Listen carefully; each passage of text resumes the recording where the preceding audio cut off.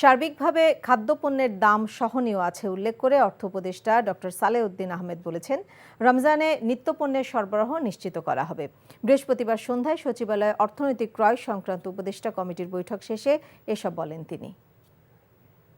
সার্বিকভাবে মোটা দাগে যদি দেখেন মোটামুটি সহনীয় আমাদের পরিসংখ্যান আসে কমছে। এমন আমরা রোজার সময় যেমনি পারি আমরা মনিটর করবো হোলসেলারদের এবং রিটেলারদের যাতে কোনো রকম ম্যানিপুলেশন যেন না হয়। কারণ খাদ্য অনেক সময় দেখা যায় সাপ্লাই আছে কিন্তু ভোক্তার কাছে যায় না, গুদামে পড়ে থাকে, লুকিয়ে রাখে। এইগুলো যে কোনো ক্রমে আমরা ইস্যু করবো না। তো রোজার সময় আমরা এনশিওর করবো যে কারো বিষয় না। আর রোজার সময় আরেকটা দেখবেন আমরা একটা এক্সট্রা সেল সেন্টার করেছি, আপনারা দেখেছেন না কতগুলো এক্সট্রা লোকে। অতএব সাধারণ মানুষের যেন কোনো নিত্য প্রয়োজনীয় দ্রব্য যেন কোনো রকম অসুবিধা না হয় সেটা আমরা নিশ্চিত করছি।